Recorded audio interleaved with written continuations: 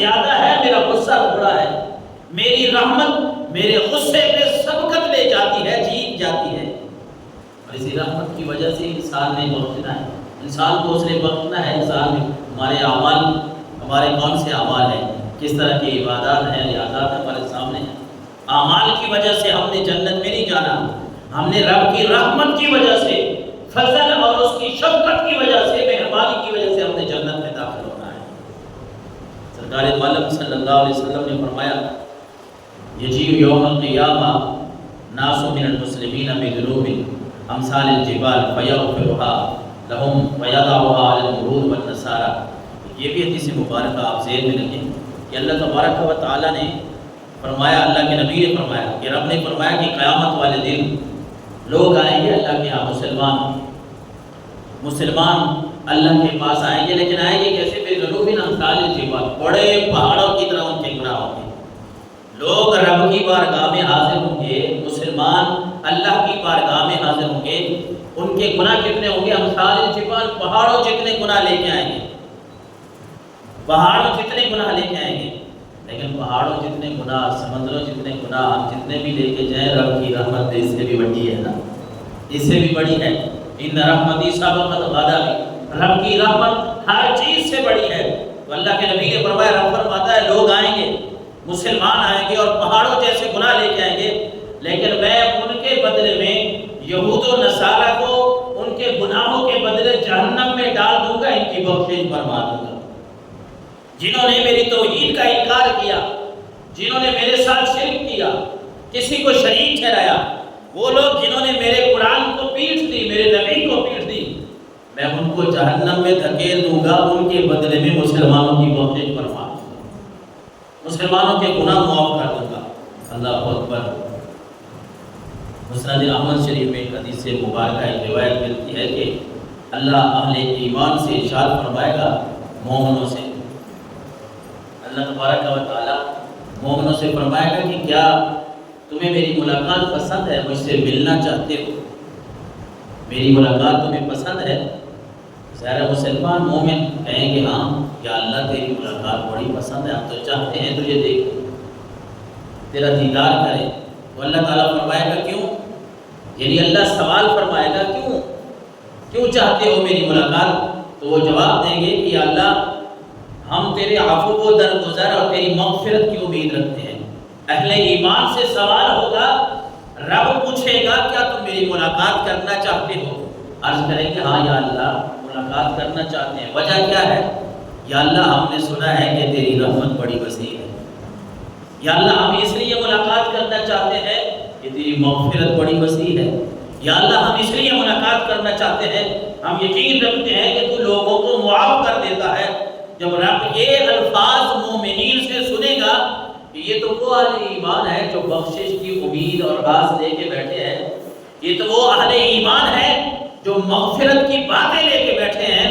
اللہ فرشتوں کو حکم دے گا، اے میرے فرشتوں میں نے ان کو معاف کر دیا ہے، مغفرت کو اپنے اوپر واجب کر دیا ہے، میں نے ان کے گناہوں کو معاف کر دیا ہے، ان کو جانے دو، جنت کا راستہ ان کو دکھا دو، ان کو رب نے جنت نصیب فرما دی ہے. رب کی رحمت کی ہم بات کر رہے تھے کہ اللہ تبارک و تعالیٰ کی اگر رحمت کی بات کرے نا، یہ رحمت ہر ایک کے حصے میں آئے گی، ہر ایک کو ملے گی.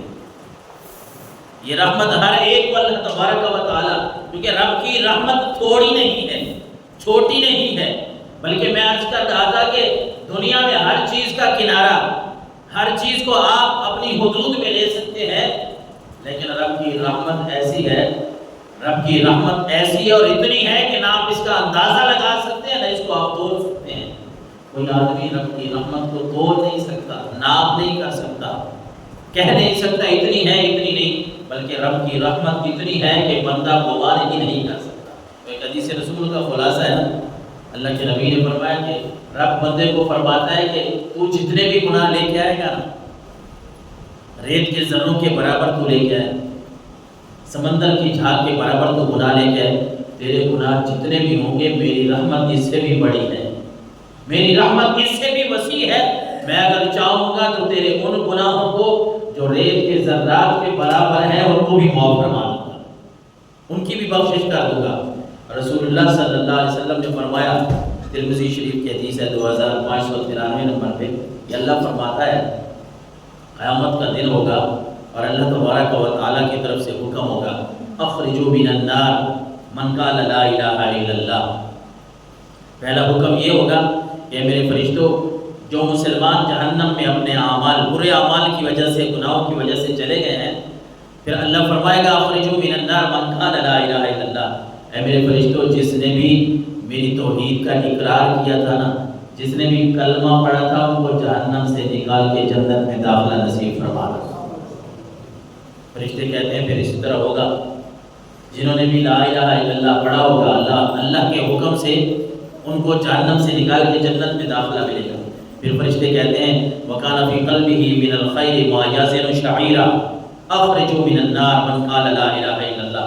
رب کی طرف سے حکم ہوگا کہ میرے فرشتوں، اب دیکھو کہ جس کے بھی دل میں جو کے برابر، گندم کے برابر بھی اگر ایمان ہے اور اس نے کلمہ پڑھا تھا، اس کو بھی آگ سے نکال کے، جہنم سے نکال کے جنت میں داخلہ نصیب کر دو۔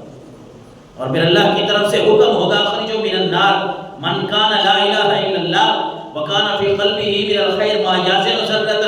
اے میرے فرشتوں، دیکھو جس کے دل میں ذرہ برابر بھی بھلائی ہے، نیکی ہے، ذرہ کے الفاظ ہیں، ذرہ برابر بھی جس کے دل میں نیکی ہے اور اس نے کلمہ پڑھ رکھا ہے، اس کو جہنم سے نکال کے جنت میں داخلہ نصیب فرما دو۔ یہ رب کی رحمت ہے، اور اسی رحمت کے ذریعے ہی بندہ دنیا میں بھی بچتا ہے، آخرت میں بھی بچتا ہے۔ یہ مت سوچئے گا کہ میں کو بڑا نیک ہوں تو اس وجہ سے میرے اوپر بڑا فضل ہو رہا ہے، میرے پاس پیسے آ رہے ہیں، مال و دولت ہے، مجھے اللہ نے اچھا گھر عطا فرمایا ہے، اللہ نے میرے رزق میں برکت دی ہے، صحت ہے، سلامتی ہے۔ یہ مت سوچیں کہ میری عبادت کی وجہ سے میں بڑا چنگا ہوں، میں بڑا اچھا ہوں تو اس وجہ سے مجھے یہ چیزیں ملی ہیں۔ نہیں، بندہ ہر وقت یہ سوچے کہ دنیا میں جتنی بھی نعمتیں مل رہی ہیں، یہ بھی رب کی رحمت اور فضل سے مل رہی ہیں، آخرت میں بھی چھٹکارا ہوگا تو رب کی رحمت اور رب کے فضل سے ہوگا۔ بندہ کچھ نہیں ہے، اگر یہ بندہ اکڑ پہ آ جائے نا، وَتُعِزُّ مَن تَشَاءُ وَتُذِلُّ مَن تَشَاءُ، عزت بھی رب دیتا ہے جس کو چاہتا ہے، اور جس کو چاہتا ہے پھر ذلیل بھی کر دیتا ہے۔ یہ بندہ اگر اکڑ جائے نا رب کے سامنے، رب کے سامنے کون اکڑ سکتا ہے؟